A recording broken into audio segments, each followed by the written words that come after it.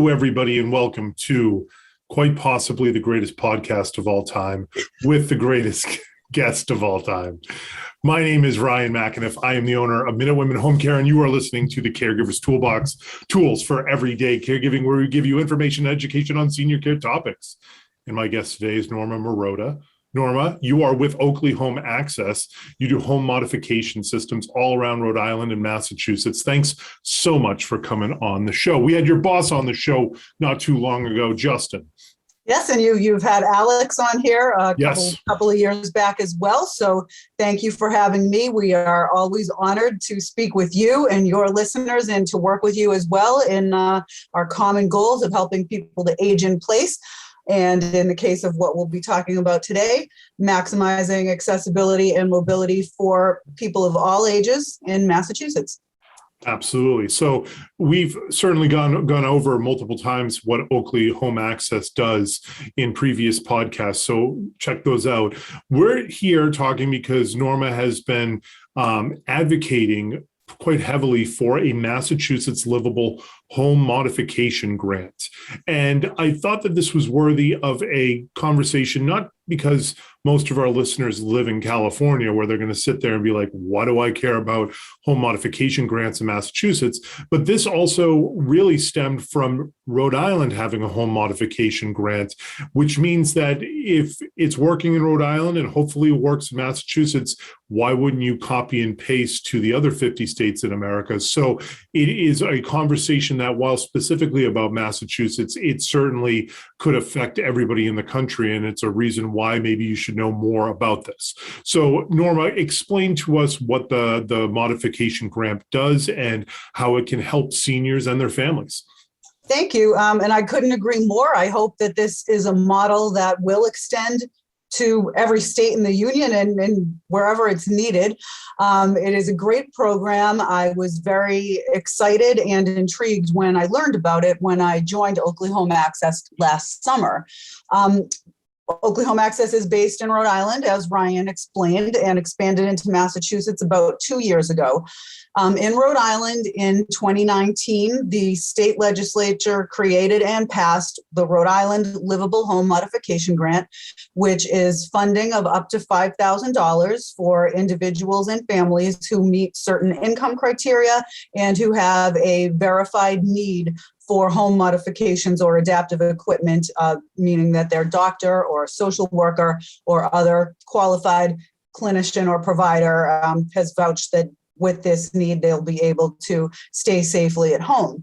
A lot of people don't have piles of cash sitting around. And unfortunately, as all of us in our industry and the greater world of elder services and advocacy and working for the rights of mobility impaired people, realize that your typical health insurance, and that includes Medicare, as well as any private and most public forms of health insurance, really do not have anything in their plans that covers or assists people with paying for things like ramps, grab bars for the bathroom, supplemental railings, stair lifts. In some cases, vertical platform lift might be needed, or more complex equipment that may be needed when somebody is more immobilized and needs a Hoyer lift or other specialized equipment. They're often really left with no option but paying out of pocket for that. And these expenses can run from a few hundred to several $1,000s or more. When there's no ability to pay for it and have it installed in the home and make the home livable for the person whose mobility is impaired at any age and for whatever reason, often the only alternative, the only recourse they have, because their insurance will pay for it, is to transition into a care facility, a skilled nursing facility, some kind of a group home that's established for someone with their needs. And most people would prefer not to have to do that. If at all possible, they would prefer to stay living in their own homes with dignity and mobility and the supports that they need. So Rhode Island, little Rhody, stepped right up and don't want to say it was, an easy or instant process, but did create the Rhode Island Livable Home Modification Grant, which, as I mentioned, people who meet criteria can apply for and receive up to $5,000 as a grant.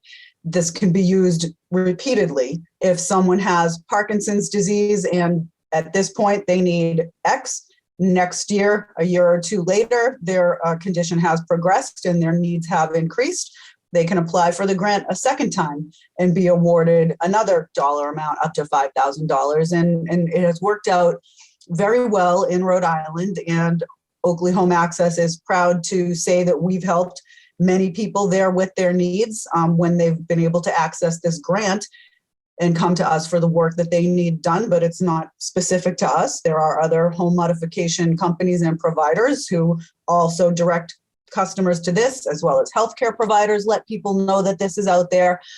To date, over 600 families and or individuals have accessed funding in the last about 3 years now in Rhode Island. And those modifications and additions of equipment to their home have enabled all of those people to remain home, prevent falls, prevent their caregivers from being injured in some cases, and be able to fully enjoy life at home with their families or as independently as possible. So what we're talking about is a program that's going to cost money, but the idea behind this is that it's going to cost less money than the alternative of somebody falling, injuring themselves, and then being a warden of the state, if you will, for the rest of their lives, be costing 10 or 20 times more money by being in a nursing home under Mass Health or a Medicaid service, rather than spending $5,000 or $10,000 over the course of a lifetime modifying the home so that they can stay safely in their residence, which is where they want to be anyways. That is absolutely true. The old adage, an ounce of prevention is worth a pound of cure, really has never been more true than it is in this situation. When I started to learn about this and would talk about bringing it into Massachusetts, the question that always come up is how much money has Rhode Island saved by spending? The budget in Rhode Island for this program is about $500,000 a year. And as of last year, it has now become a permanent budget item in their budget every year. So it does not have to be revoted on and reapproved every year. It is now a standing item. So I said, how can you put a dollar value on things that didn't happen? But you and I and everybody out there can kind of figure that if someone falls in their bathroom, perhaps has broken their hip, shoulder, whatever, cannot get up, ambulance comes, ride to the hospital, several hours in the emergency room, diagnostic imaging, admitted to the hospital, surgery, a few days inpatient, transferred via ambulance to a skilled nursing facility for 2 or 3 weeks of rehab or more, transferred home, possibly again in an ambulance, 6 weeks to 8 weeks of visiting nurse visits and at-home therapy, and then outpatient therapy for another 2 to 3 months. Clearly, you're already somewhere near or over $100,000. And I was on a Zoom recently speaking about this, and happened to be a professional from long-term care insurance industry there, an actuary, everybody's most fun party guest. But he told me that in the world of, they can put a price on it. And in the world of long-term care insurance, which does often pay for what home modifications and adaptive equipment do, they have put a price tag that a $150 grab bar potentially saves a $150,000 payout. So for the smallest and most basic example, the gateway modification of one 36-inch grab bar that somebody puts in their bathroom, and the long-term insurance company pays us $150 or pays a vendor to put that in, they see that as a potential savings of an eventual payout to their insured person of well over $100,000. So we can extrapolate that along with, someone with more severe needs, more needs in their home.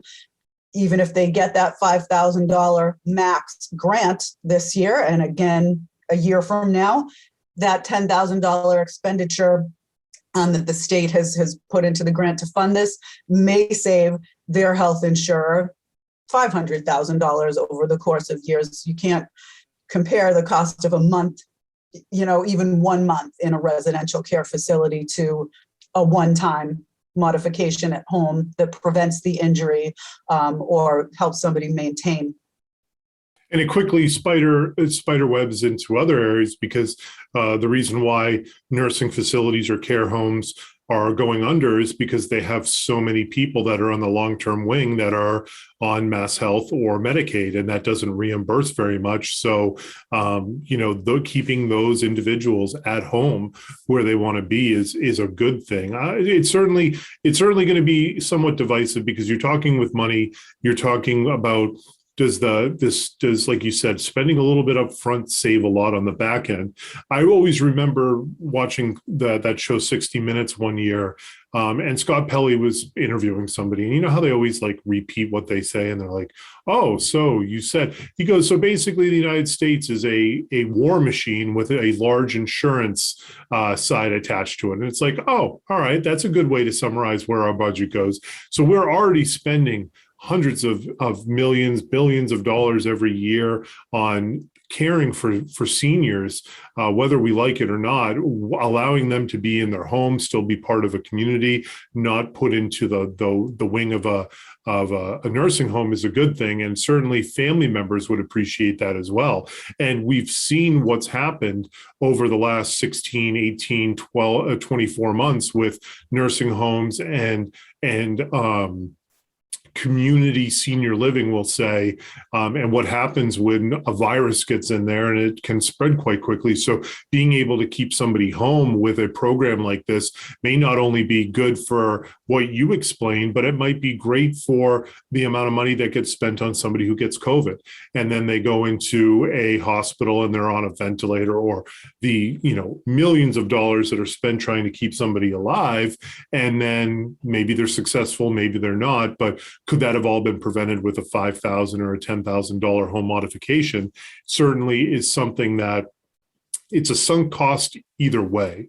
So why wouldn't you try to make that as minimal as humanly possible? And that's why I was behind it, because we've seen the writing on the wall now for 24 months that people are staying home. We have friends, both of us network together all the time in nursing homes and assisted livings, and I think they're not out of the woods like they thought they were out of the woods. So they're going to have another tough round at it with what's going on in the news with the new variant. Why wouldn't we want to keep people home? And certainly in Massachusetts, you have a lot, in New England, you have a lot of people that are aging in place and want to stay at home as long as possible. And on top of that, you have a growing more and more segment of those seniors who don't have family that live nearby anymore, because so many people move down to Florida, or they move away, or they've gone to New York, or wherever they've gone, that they don't have that family to be able to help out. And a home modification grant might be the difference between somebody being able to stay in their home for a few more years and going to a nursing home sooner. It's absolutely true. There is always going to be a population for whom a skilled facility is necessary, for whom a community setting is better than being at home. But when the person can be managed safely at home with the proper supports, finding a way to help them fund those needs is very important. And again, I know you and I are mainly focused on older adults and elder care concerns. This grant, though, is available to those of all ages. So a family who has a child with a birth injury or any kind of a congenital condition that would require help maneuvering around the house or transferring that child from bed to tub to a wheelchair or whatever their needs are. Younger and middle-aged people have used it when there's an acquired brain injury, veterans who have had an amputation, anybody whose mobility needs have been impaired or changed at any age, as long as there's a verified need that their clinician can submit the documents that are needed and they meet the income criteria and some of the other factors. This is available to them in Rhode Island. So when I joined Oakley Access in July of 2020 and started to look into what kind of funding options were available here in Massachusetts, there are many. There are specific ones, there are broader ones, there are grants, there are loans, and a lot of different things out there. Some of them are specific to a diagnosis. Some of them are specific to a zip code. There's a lot, but there is not to date one umbrella grant that covers everyone in the state who meets the need for it. So at that point, I reached out to my representative. I live in Taunton, and my representative is Carol Doherty for 3rd Bristol, and her legislative aide, Philip Duarte, and explained to them what Rhode Island has, in brief terms, and wanted to ask if they'd like to hear about it in more detail and think about proposing something like that for Massachusetts, because we are Massachusetts and we can't let Rhode Island have something that we don't have. So they very generously replied to me quickly and offered us some time on Zoom. So Justin Oakley, who is an occupational therapist and one of the owners of the company, and I met with Carol Doherty and Philip Duarte via Zoom last November. Justin very succinctly but in detail explained to her how it started in Rhode Island, how it became a permanent budget item, how we were involved with it in Rhode Island, and what benefit it might provide to the residents of Massachusetts. And we were really appreciative of their time, but didn't really know if it would make any, they're busy. We didn't know what was going to become of it. But just the beginning of January of this year, when the legislative session opened for 2021, Ms. Doherty emailed us one Tuesday night and said, I wrote the bill, it's attached. The legislative session is a year long. There are going to be over 3,000 bills presented, but yours is going to be one of them, or hers is going to be one of them. And here it is. So she has, for all intents and purposes, taken the wording and text of the Rhode Island bill and adapted it to Massachusetts, but it's basically identical in the way it would work, in the way it would be funded, and how it would be awarded to people who applied for it. So throughout the year, Representative Doherty and Philip Duarte and I have been in touch regularly with getting her some data and more details about things going on in Rhode Island, putting her in touch with the state leaders in Rhode Island who implemented the bill there so she could speak to them on a peer-to-peer level as well. And it will be presented at some time between now and January 6th when the legislative session ends. So it could be any day now. And that is why I'm here to speak with Ryan and his listeners today.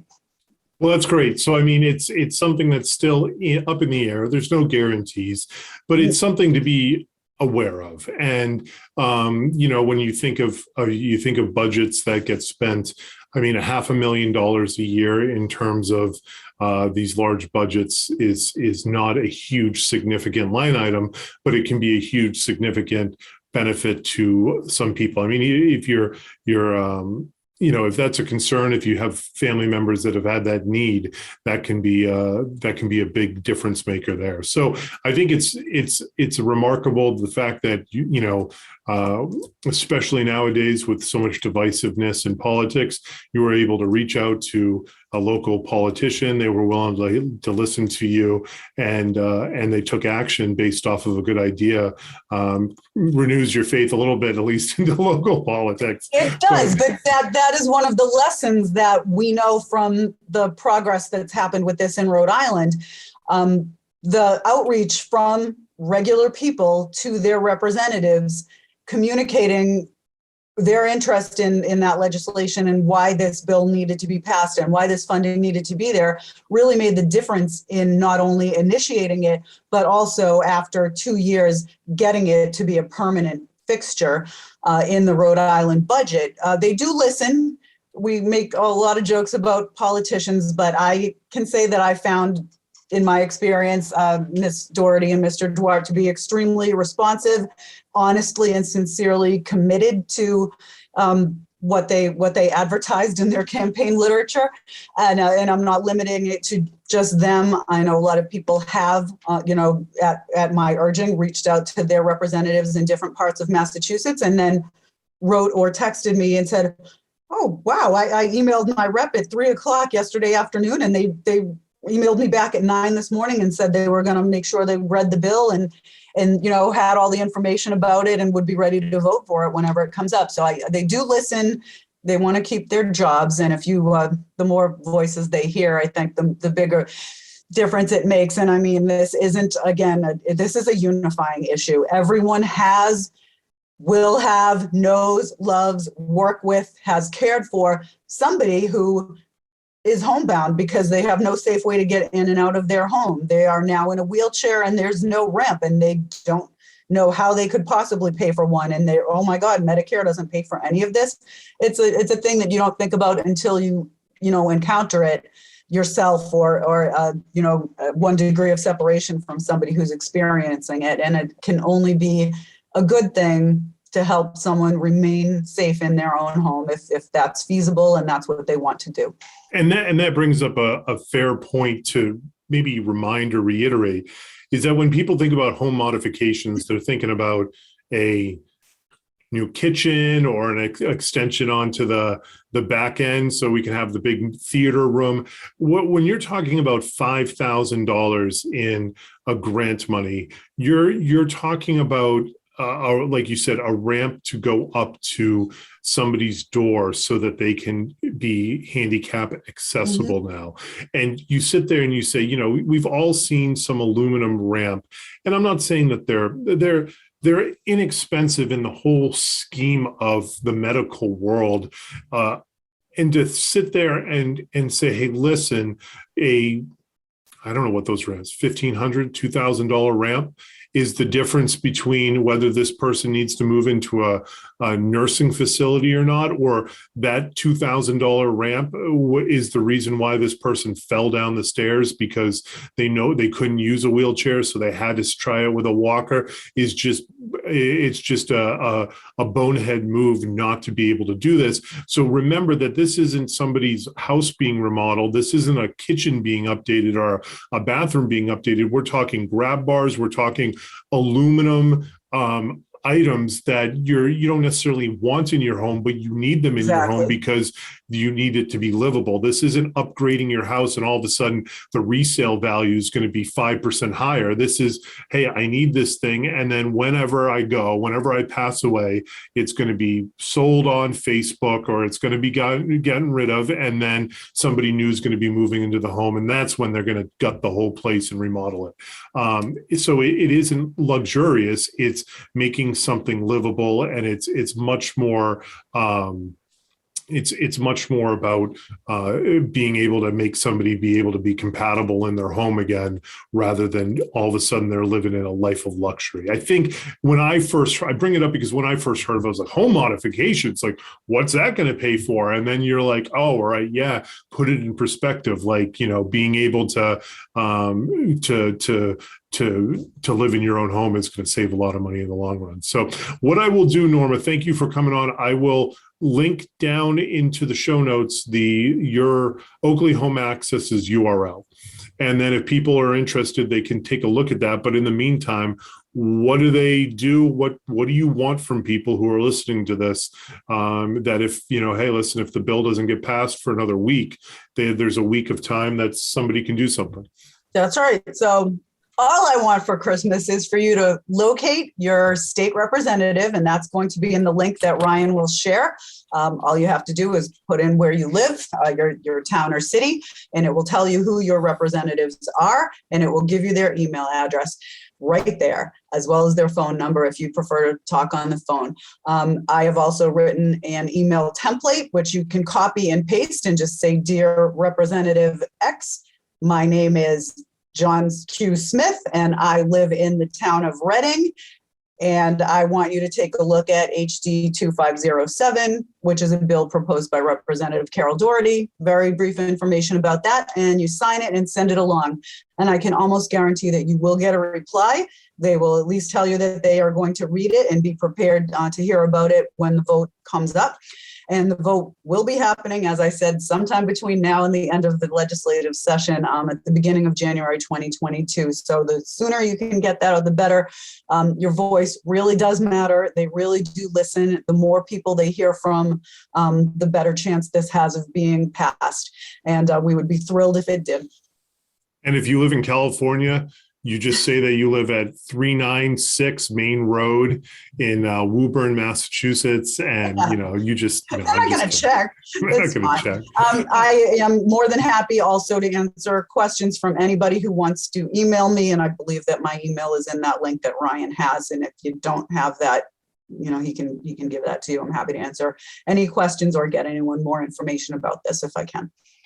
Norma, thank you so much for coming on the podcast. Thank you, Ryan. Did I ever say you look stunning with that ring light on?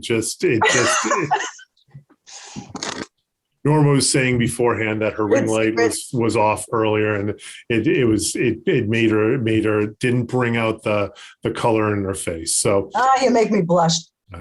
Excellent. Thank you, Norma. It's great to see you again. I only saw you 5 hours ago. Opportunity. Absolutely. And thank you all for listening to Caregivers Toolbox. We appreciate you taking a listen, and we will catch you on the next one.